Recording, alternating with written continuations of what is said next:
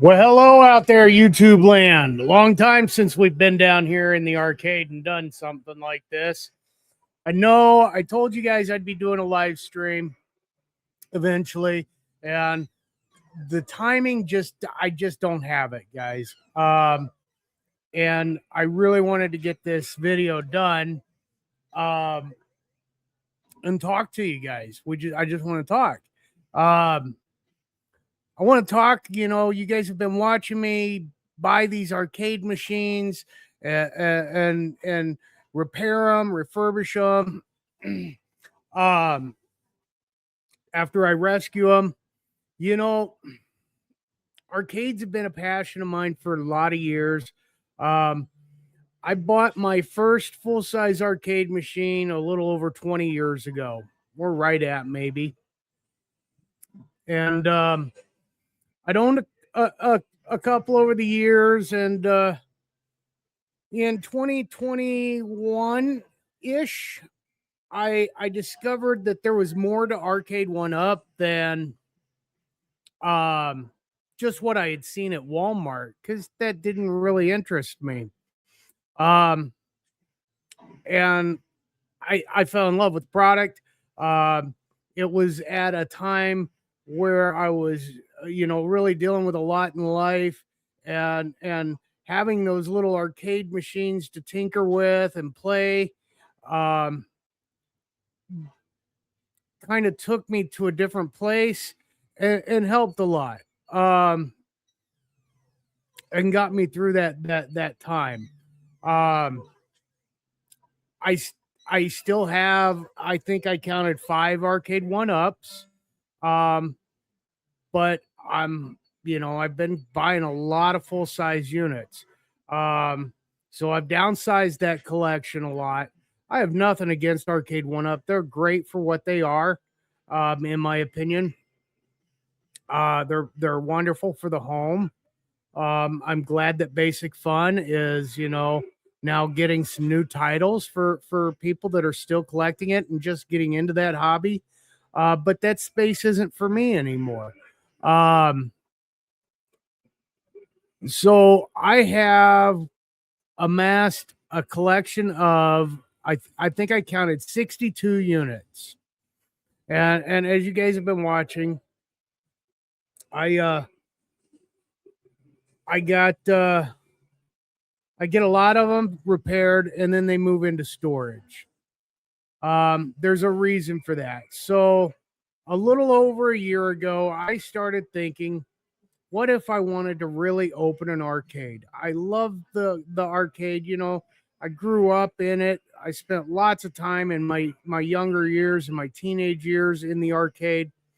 And I thought, what if I could open an arcade and actually make a business of it? And would it work in today's, world, and I got to thinking, this is what I love doing, and why not do what I love? Let's figure out a way to make it work. I talked to some friends, and and I thought, well, okay, if I'm out of my mind, these people will tell me, and no, instead they encouraged it. But then I got to thinking, I don't want to just do something I love. I want to be somewhere I love being. And don't get me wrong, my home is great. But I'm looking forward, and I'm thinking, okay, retirement's not, it's not far off, but it's not around the corner either. I've got some time. So let's do this.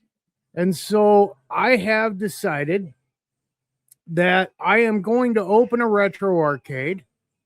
And that's why I've been buying the machines and fixing them and then putting them in storage. I'm going to do it in Branson, Missouri. If you're unfamiliar with the Ozarks, I absolutely love it down there. It's beautiful scenery, more than enough to do entertainment-wise. Great lake at Table Rock there. Wonderful fishing down there. Wonderful trout fishing. I just love it. I've been there almost every year for probably about 15 years. Sometimes I've gone 2 and 3 times a year. Branson, Missouri, it attracts about 10.3 million visitors a year. It is a huge tourist attraction for the Midwest. That being said, there's some competition down there. But I think that with 10 million people, I think we've got enough room for a little bit more. I think I will have a lot better chance of being successful with the arcade there. It's where I wanted to retire anyways. So it just works out to be the right place and the right time and the right thing. But so I'm opening an arcade, guys. How exciting. This is a little over a year in the works now. I've been on camera with the machines a lot, but off camera, I've been doing a lot too. Research, writing a business plan, crunching numbers like again and again and again and again. Because I'm going to put a lot on the line here for this, and I want to make sure that I go into it clean, if you will, and able to succeed. I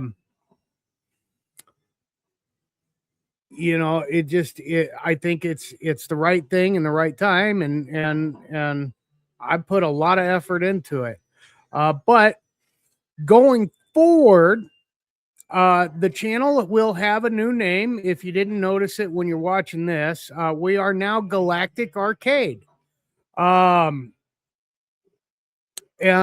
I'm gonna kind of combine all the videos that we've been doing, along with keeping you updated and taking you guys kind of along for the ride. Now, I don't plan to share a lot of the financial details, if you will. But I want you guys to come with me as I build this and take it from broken to open. So that's going to be the name of the series from now on. Is Broken to Open. And I will get you some status updates as we go along. I am actually planning a trip in the very near future down to Branson, where I have some meetings set up with insurance agent, CPA, meeting with a bank down there, looking at some properties, meeting with maybe with a broker to help me find the right lease. I'm not going to buy way too much money for a decent piece of property down there, for commercial at least. But I'm going to lease. And so, there's going to be a lot of work involved with it. I'm thinking we're going to be a free play model. So you'll pay an admission to come in. Everything's going to be on free play, including the pinball. The only thing that won't be will be like redemption games. So like claw machines, guys, you'll have to pay in addition to the admission. You'll have to pay to play those. But because I can't have you come in for, the price of admission and then empty out my claw machine all day. But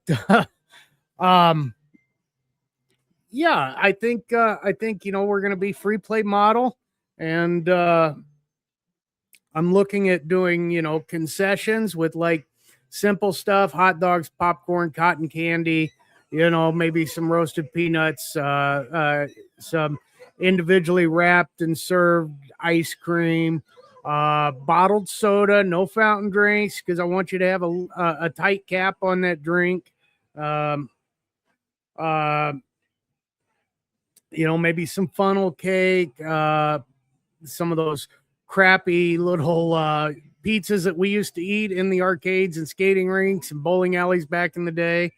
Nachos, that sort of stuff. But yeah, so we'll have concessions. And then, it's Branson, it's tourist. You got to have a gift shop. So I'm going to do the gift shop, but I'm going to do it a little different than a lot of other places do around there. I'm going to focus on arcade related stuff. And then, not just like uh, like a coffee cup with a Pac-Man logo on it, but also like when you go to the Dave and Buster's or places like that, and you get the tickets, and then you trade them for prizes and toys. Well, I think what I'm going to do is I'm going to set it up so you can just buy those prizes and toys. I'm not doing the tickets; it's free play. And I don't really plan on having a lot of those kind of games, anyways. Really, other than skee ball. So yeah, so you'll be able to buy your toys and buy the kids or grandkids their toys. But yeah, then we will have things like, branded coffee cups, tumblers, mouse pads, keychains, um, wall signs, posters, lights, that sort of stuff as well. And who knows? Maybe if I can swing it and figure it out, I'll even do sell some arcade one ups. I don't know. But the arcade one ups, that you can't have those in a commercial arcade for a few reasons. One, they're not built for it. As you guys know, those controls would last about 2 days in a commercial setting. But also, I have to be very thoughtful of licenses. The arcade one ups, they're licensed, but they are licensed for home use, not commercial. So that in mind, and thinking of licenses, I've got to take into consideration things like the 60-in-1 boards. Now, there's a bit of a gray area with those. Okay, so I can lock it into that game, just like the Galaga you see back there. That's got a 60-in-1 in it, but it's locked to that game, and I own the board. I do have the board. It's just not repaired. So technically speaking, yes, I do own the rights to that game in commercial setting. It's a gray area, but it's one I'm willing to take a chance with. But now I'm not going to turn all 60 games on. I'm not taking that kind of chance. If I don't own the ROM legally, then I'm not going to run it.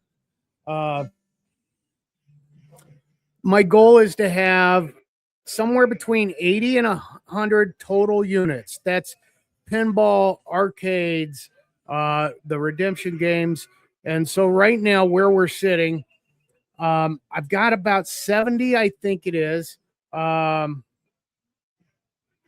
think it was 62. I've got 62 video arcade, 8 pinball, and 1 redemption game. I could be off. It might be 62 total. But anyways, so yeah, my goal is between 80 to 100 total. Doesn't mean I'll have 80 to 100 on the floor. I'll hold some back so that if something should go down, I can rotate in equipment as needed. And that way I don't have a bunch of broken games on the floor. That's not, really disappointing. You come in and you're going to play your favorite game only to find out that, it's broken. No, I'm really excited, guys. Like I said, I've got some competition down there. We're going to scope that out, and I'll be sure and take some videos for you while I'm down there. We're going to scope out the competition, and we're gonna get some professionals hired that can help us through the process, make some contacts with a few people, and see how we can get this done. My current goal is 1 year from now. I'm thinking, at about May, I'm gonna apply for the a small SBA loan, because You know, there's going to be other costs other than just the games. I am going to probably still need a few machines at that time. But there's also, leasehold improvements or tenant improvements. You know, the landlord's not going to pay for that carpet. He's not going to pay for the lighting. I may have to pay to have the electrical upgraded in the facility or the plumbing for the concessions area. Got to have a hand sink, that sort of stuff. Got to have a triple sink to wash the utensils and whatever. But yeah, so in May, we're going to apply for a small loan. That process appears like it's going to, and I'll know more after my trip, but it looks like that process takes about 60 to 90 days. So then my thought is in about mid-August, I'm going to list my house, guys, and talking to the realtor right now. She says, about 45 to 60 days from the time it's listed until it's sold or until it's closed. Typically, you're under contract after about a week or two. But, then you've got the inspection processes and, whatever negotiating you do as far as anything they want fixed and what you're willing to fix. And I'm cheap, guys. I'm not willing to fix a whole lot, so just don't ask. But yeah, then I plan to sell my house. And that should get me down there about November is the goal. I hope to have a lease ready to be signed at that time. I'll be down there again early in the year looking for property. I need a location chosen before applying for the loan. But yeah, so then my goal is, get down there about November and, get the lease signed, get some things worked out, some contractors lined up and in there. And then over, December, January, and maybe even part of February, if needed, get the build out done and get the equipment moved in there, get everything set up. My goal is to have it open by mid-March of 2028. Now, I know that sounds like a long time away, guys, but believe me, it's going to go a lot faster than it sounds. At least for me, it will. Yeah, I think the leasehold improvements. Sorry. About 2 months. And then I figure about a month to get in, get the machines set up, get them running, get them used to going all day, every day, 12 hours a day, 7 days a week. A lot of them are going to fail right away. Just because they haven't done that for so long. So, I'll have to have machines. I'll be repairing machines rather quickly at that time, trying to get them all up and running so that we're good to go by the time we open. And if I have monitors go down, I'll need to get them pulled and get them repaired and back in there as quickly as possible. But still, that's going to take time. I'll at that time, I'm hoping that Paul will be ready to help me with that, process. And, I send my monitors to him for repair. But I'm going to have a secondary person lined up by then that I can trust to send them to and get them back right away. Just so I don't overwhelm Paul with, here's 7 monitors. Can I have them back in a week? He probably could do it, but, let's not push the limit.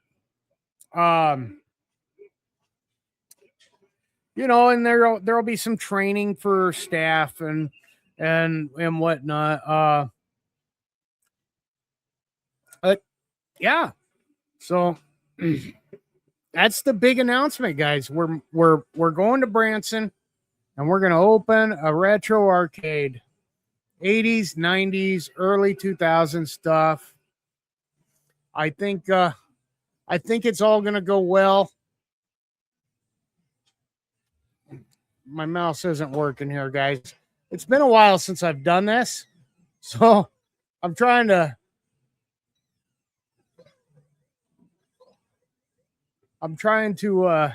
get back in the groove here. You know, like I said, I want to take you guys along for the ride. This is an exciting experience, and I want to share it with people that I know will enjoy it. You know, I want you to see the whole process, choosing the sites, that sort of thing. Picking out the carpet. You know, I'm not going to bore you with the stuff like picking out the landlord, or the electrician, but I'll let you know what we have to do with it, and I think it'll be fun to go through the process. Anyways, guys, thanks for watching. Again, sorry I couldn't do this in the live stream form. Just didn't have the time. If you haven't liked and subscribed, go ahead and do that. If you're new to the channel, feel free to look back at some of the videos and you'll see some of the machines that we've gone through already. And the videos really, they just touch a drop in the bucket. I've got them spread out over 3 different storage lockers now. I've got machines up in the garage. I've got, I don't know how many down here, at least a dozen. You know, the room in the back over there is full, and you know, I've got quite a few behind me. I've probably got 15 or better full-size units down here now. Like I said, I've only got about 5 of the arcade 1-ups, and they'll eventually find new homes. But for now, I enjoy them, and so I'm going to continue to enjoy them until the time is ready. But yeah, do the like, the subscribe. Feel free to mention your thoughts in the comments, guys. You know, if you've done this in the past, or you know, if you know, just let me know what you think. Am I absolutely nuts? All right. Hey, thanks for watching. And that's the end of our captain's log, and I'm signing out. Have a great night.